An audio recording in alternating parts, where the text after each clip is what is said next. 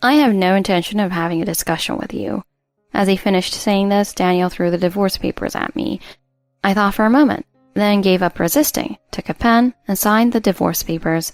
The moment he saw that I had finished writing, Daniel snatched the divorce papers away as if grabbing them and carefully placed them in a clear file folder, holding it close. Goodbye, you cheater. Have fun with your lover. A year later, I received a call from Daniel at an unexpected time. My finances are tight. Come back. Although I was annoyed, I dealt with it calmly. We made plans to meet. On the day of our meeting, Daniel couldn't help but stare in astonishment at the scene before him. What's going on? What he saw after a year apart? My name is Kristen James, 35 years old. It's been 3 years since I married my husband, Daniel. We don't have any children between us. When we got married, I was 32. So we had talked and decided that we should start trying to conceive sooner rather than later, considering the ideal time for pregnancy and childbirth. However, after 6 months, a year, and then 2 years, Daniel gradually started to voice his complaints. We're trying so hard, but you're not getting pregnant. It's probably because there's something wrong with you, Kristen. One day, after finishing work, Daniel came home and without even saying, I'm home, blurted this out. I stopped what I was doing in the kitchen and responded with a lowered brow. I'm sorry. You're right. Maybe there's something wrong with me.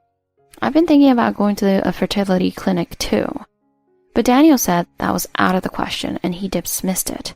If you do that, people might think we're an arrogant people who wants kids even after going through fertility treatments.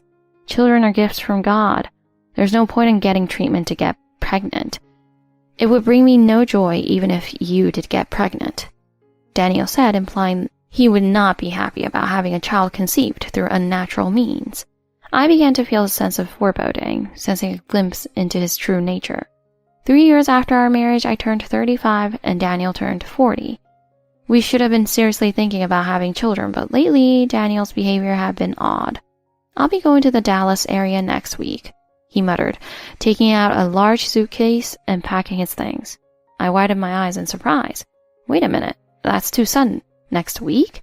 Today's Saturday. Are you saying you're leaving on Monday? When I asked him, he answered that he is leaving tomorrow. The week starts on Sunday, right? Besides, I have an important business meeting on Monday, so I need to go the day before to get ready. So to be precise, I'll be away from home for about a week starting tomorrow. Take care. Saying that, Daniel carried his luggage to the entryway and without meeting my eyes, returned to his room. Daniel had been going on sudden business trips like this quite often lately. I'm just an ordinary housewife working a few part-time shifts a week. I quit my previous full-time job, but because of the fertility issue, I haven't been able to return to full-time employment. I've just continued with the part-time work. I stared at the room Daniel had left and began to tidy up the mess. Other than Daniel's business trips, another change was that he rarely ate at home anymore. He would eat, but he often said he wasn't hungry or that he had already eaten outside, and he wouldn't touch my cooking. Gradually, I began to have suspicions about Daniel. Maybe he's having an affair, I thought, but I quickly shook my head to dismiss the idea. He's the man I chose. There's no way he would do such a thing. I kept telling myself that over and over again.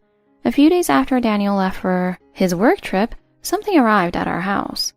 It was addressed to me, so when I opened the envelope, I felt a shiver run down my spine. It felt as if something cold was running down my back.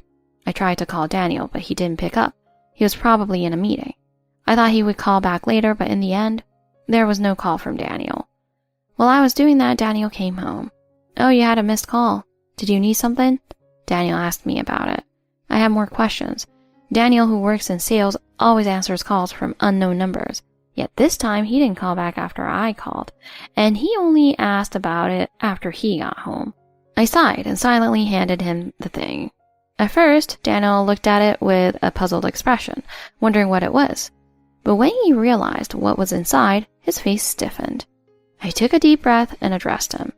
What is this? It arrived from someone claiming to be your girlfriend. It's filled with resentful things directed at me. Were you having an affair? It was a bit pathetic to say out loud myself, but it was something I needed to confirm. I took courage and asked, but Daniel replied with an annoyed look. Ugh, she found out. Well, that was my ex. We were dating before we got married. I haven't met her since we got married. I did get calls, but I ignored them. So I was in a relationship with her before we got married, but it's not ongoing, so it's not an affair. I didn't think she'd find out where we live, but well, there's no need to worry about it. Daniel said this with a nonchalant attitude. I was irritated. Well, I was scared, and well, that means you were dating another woman while you were dating me, right? I don't really care what you did before, but if it affects our current situation, I want you to make amends. I don't care about that time anymore, but I need you to make amends now. This was how I truly felt. It had been 3 years since we got married. I didn't feel like mentioning something that happened before our marriage and initiating a divorce. However, the fact that an unknown woman was sending threatening letters to me, claiming that I had stolen him, and demanding his return meant that I needed him to settle the issue. Thinking this, I spoke to Daniel again in a strong tone. Tell this woman not to send any more letters like this. If you won't, I'll find her myself and tell her to stop. When I said that, Daniel's face seemed to tense up slightly. Then, scratching his head, he let out a deep sigh. Well, alright. If Kristen insists, I'll do it. But don't go back on your word later, okay? I have no intention of divorcing you, nor will I pay any settlement money. The last part, about not paying any settlement money, was questionable coming from someone who had an affair. However, he promised to take care of it, so I decided to believe him. I trusted Daniel when we got married, so I believed he would make amends. After that, no more letters arrived and nothing strange happened around me. I was finally able to breathe a sigh of relief, thinking that I had regained my daily life. But that was short-lived, and another unsettling event enveloped us. You've been secretly meeting with a man behind my back, haven't you? Daniel, who works in real estate sales, doesn't have weekends or holidays off. Sunday evening, I was relaxing at home, drinking coffee and watching TV, when Daniel came home and said that to me right off the bat. What are you talking about? I had absolutely no recollection of secretly meeting with a man, so I ended up replying with a dumbfounded tone, but that seemed to further irritate Daniel. Don't try to hide it. I have proof right here. You were walking hand in hand with some guy I don't know. My friend sent me this picture. You cheater. Wait a minute. What is this? Daniel was excitedly talking, showing me a picture on his phone screen. But when I looked at the picture, I could only think, what is this? I stared hard at the photo. And then I realized something. As I focused on the photo, I arrived at the truth. Isn't this my younger sister? I thought I had seen that Christmas light display somewhere.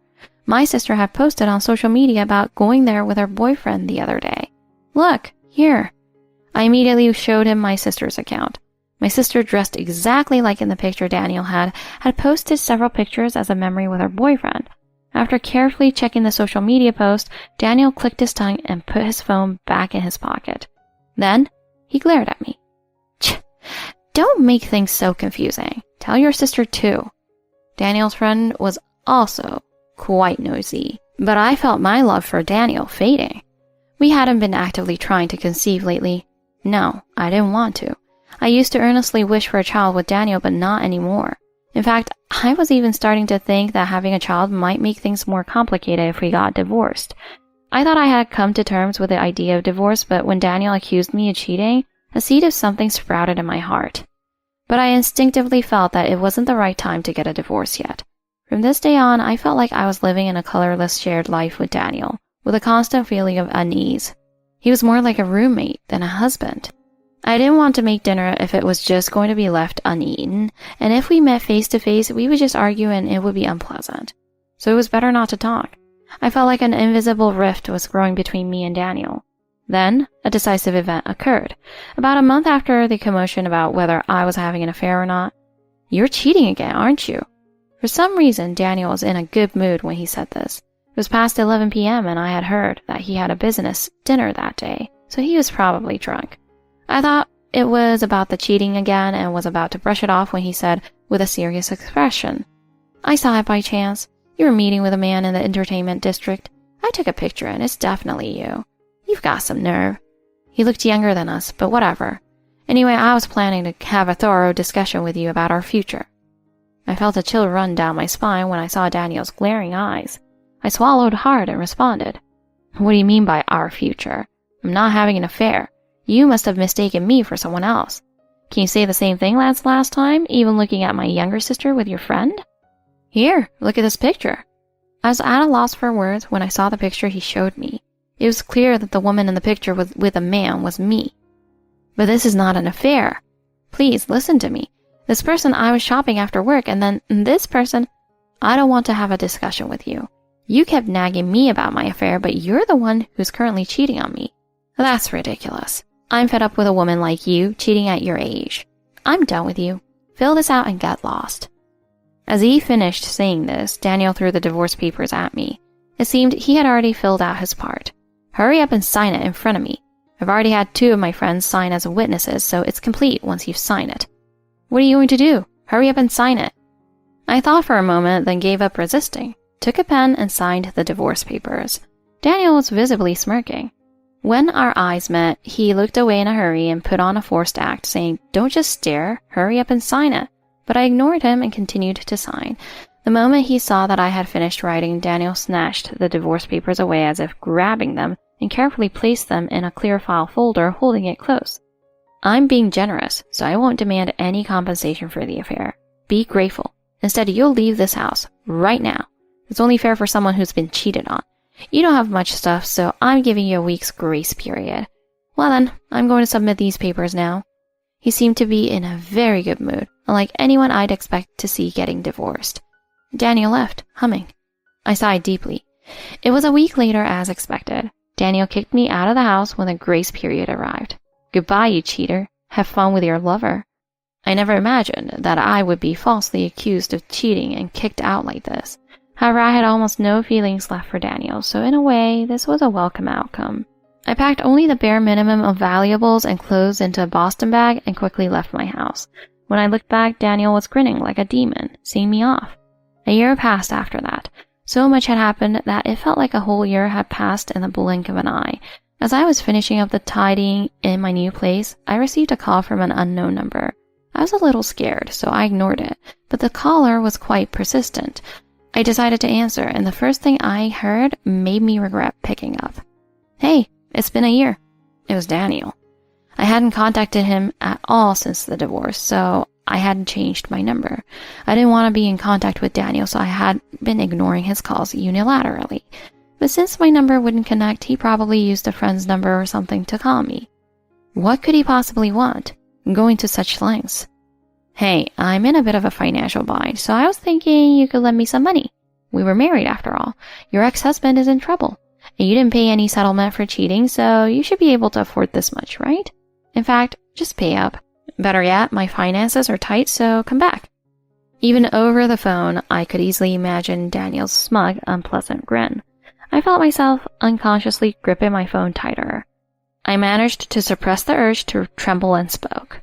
"What are you even saying now? We resolved everything with the divorce, and now you're saying you're having financial difficulties and I should come back? What do you take me for?" I was surprised by the volume of my own voice. It was a voice that came from my stomach, silencing Daniel on the other end of the phone. He probably never expected me to raise my voice like this. His voice started to show signs of panic. I'm not saying anything unreasonable, am I? It's only been a year since the divorce. I thought you might be lonely, so I called you." What on earth is this man saying? Did he not think that things might have changed even after a year? I could have yelled at him, but since we weren't face to face, I was sure he would just keep pushing back. I took a deep breath, swallowed it slowly, and calmed myself down. I need to stay calm. Calm down, calm down. I chanted to myself, trying to remain composed. "Well, I understand what you're saying. Fine, I'll come back as you wish." When I said that, Daniel let out a small, pleased yes. Perhaps he saw a glimmer of hope. If so, that might actually work to my advantage. We decided on a date, and after ending the call, I looked back slowly. The time may have finally come. The person I was talking to nodded deeply. A year after the divorce, I raised the flag of counterattack, and a few days later, on the weekend, I returned to my old home as promised. But when I saw it, I gasped and despaired. What is this? It's like a garbage dump. Trash was left in the garden, and it was quite dirty, probably from lack of cleaning. The curtain was open, and I could see inside. From what I could see from here, the inside was a mess, too. As I was muttering this, I heard the sound on the front door slowly opening. When I went in alone, Daniel was standing there, looking drastically different from when we got divorced. One might wonder if a person could change this much in a year. Daniel's appearance had changed so much that if someone who didn't know him saw him, they might mistake him for a grandfather in his 60s, even though he was still in his early 40s. He also smelled bad, like he hadn't bathed in a while, and his hair was a mess. He was clearly unsanitary. I resisted the urge to cover my nose and spoke to Daniel. How could you live in such a state? What on earth happened? I looked at him with pity. Daniel sighed deeply and started to talk about what happened after the divorce. I was tricked. I didn't need to ask what he meant. Daniel had remarried another woman soon after our divorce. Although there's a remarriage prohibition period for women after divorce, there isn't one for men. So he married right away. Which means, without saying it, it's confirmed that he was cheating while we were still married. But I'll leave that for now. Daniel started his new married life in this house with that woman. Apparently, it was going well at first. I'm a capable salesman, so I can find work anywhere. With incentive bonuses, I earn way more than other guys my age. So I told her she could be a stay-at-home wife. But that was a mistake. The woman had apparently been working until then, but had always longed to be a stay-at-home wife. When Daniel made the offer, she had no reason not to accept and readily agreed. But once she became a stay-at-home wife, she stopped doing anything around the house. She said that in this day and age, it's wrong to force all the burden on the stay-at-home wife. I loved her, so I accepted it. But gradually, her demands increased. Gradually, the burden of housework fell on Daniel. Eventually, she just lazed around the house, sometimes going on solo trips, her hobby, or going out drinking with friends. She lived like a free-spirited cat. Even Daniel apparently complained about that. I was also swamped with work. At that time, my performance was terrible and my bonuses were low, so I was irritated. So I talked about how Kristen used to do things properly. Then, she got mad. I couldn't help but interject, having listened to his story in silence until now. Even if she was your lover and then became your wife, it's only natural that she would be upset if you compared her to your ex-wife. And it sounds like she wasn't doing anything around the house either. I don't think she would have any grounds to complain. When I said that, Daniel nodded in agreement. That's why I realized how great of a wife you were. No matter how much I thought about it, I couldn't understand how he reached that conclusion. I couldn't help but voice my thoughts. From your perspective, I cheated on you and left this house. You wanted a divorce and kicked me out. But now you're saying I was a good wife? What kind of change of heart is that? When I said that, Daniel threw himself on the ground to apologize. I'm sorry. I actually knew you weren't cheating. A shock ran through my body. What? So what's all this about? I tried to suppress the urge to explode with anger, but I couldn't stop my hands from shaking or my voice from trembling. Do you know what I went through when I left this house? I was falsely accused of cheating and left feeling miserable. You trampled on my feelings, and yet you knew I wasn't cheating? Oh, cut the crap. You were the one having an affair. A lightning bolt of anger seemed to strike me. People passing by chance looked at us with puzzled expressions. Sensing that the situation was getting out of hand, Daniel urged me to come inside, but I refused. Why would I? Look at this mess. It's a garbage dump. You probably called me because you realized that things were getting out of hand after she left and you had no energy to do anything yourself, right? You knew I wasn't cheating, so you thought I didn't have a boyfriend and would come back to you right away, right? Daniel, perhaps guessing my intentions correctly, looked down with an awkward expression, opening and closing his mouth, repeatedly unable to speak. I had intended to have a more calm discussion, but that was no longer possible. I had spent a year dealing with the aftermath of my divorce from Daniel, and seeing him now, I felt I needed to settle things properly. Come with me. I called some people over. Daniel didn't know who I had called, so he stared intently at the boundary between the house and the road. After a few seconds, they arrived. It was the man for the photo, a boy in his early 30s holding a young boy's hand and an elementary school-aged girl. As I mentioned earlier, this man was the one in the photo that led Daniel to accuse me of cheating. His name is Frank. Frank guided the girl to hide behind him and glared at Daniel with piercing eyes. Perhaps intimidated by his intensity, Daniel let out a small whimper. Frank slowly opened his mouth. Nice to meet you. I'm going to marry Kristen. My name is Frank. His tone was polite, but it was obvious from his demeanor that he was furious. Daniel reacted to the word marriage that Frank had used. What? What do you mean? New husband? You weren't actually having an affair with this guy, were you? Of course not. When we first met, it was the scene in the photo you took. His child got lost in the mall, and I found and protected them. We only talked a little during the handover. You used that scene to accuse me of cheating and kicked me out of the house. When I said that, Daniel fell silent. Frank wouldn't let the silence hang in the air for long and spoke up. When I contacted Kristen to thank her again, she was no longer wearing her wedding ring, and my daughter says she wanted to give Kristen a thank you letter. I work in sales, so I'm sensitive to those kind of changes, so I asked her a few questions within appropriate bounds. When I heard that she got divorced because you suspected her of having an affair with me, I felt a strong surge of anger. Frank was a very righteous person. He apologized many times to me for causing the misunderstanding that led to our divorce and even offered to help reverse the divorce. But I refused. When you suggested that Frank explain the situation to you, I refused. I had already concluded that I couldn't go back to being your wife, and I had a vague feeling that you might be having an affair. So I thought that making the problem bigger would be like adding fuel to the fire when I was already mentally exhausted. That's why I didn't do anything to you for a year. It's proof that I no longer have any feelings for you. When I clearly expressed my rejection, Daniel fell silent. Did he really think I would come back and live here again? If so, that's quite the fantasy. Frank seemed to think the same thing and offered some words of reproof to Daniel. I bet you wanted to get remarried to the woman you were dating at the time. So you used the quickest way to get a divorce, falsely accusing Kristen of cheating and kicking her out. But she turned out to be a lazy woman, and eventually she left. You couldn't manage on your own, so you selfishly called Kristen back. What you're doing is beyond the pale. If you continue to torment my Kristen, I won't forgive you. At this point, Daniel finally waved the white flag. Okay. You and this guy got close after the divorce and are even promising to get married. I won't destroy your happiness. Just lend me some money in the end. Why did he think I would lend him money after all this? It's true that Frank and I started developing romantic feelings for each other after meeting several times after the divorce, and we are now engaged. Daniel probably thought that pursuing the issue further would make it harder for him to borrow money, his ultimate goal. He probably also realized that since he had already admitted to having an affair, falsely accusing me of cheating again would only put him in a worse position. He may be an idiot, but he's also a salesman, so he seemed to understand the timing of when to back down. But it was all too late and too misguided. Daniel, on his knees, was desperately pleading with his hands clasped together. I flatly refused. I'm sorry, but I have nothing but deep hatred and anger towards you.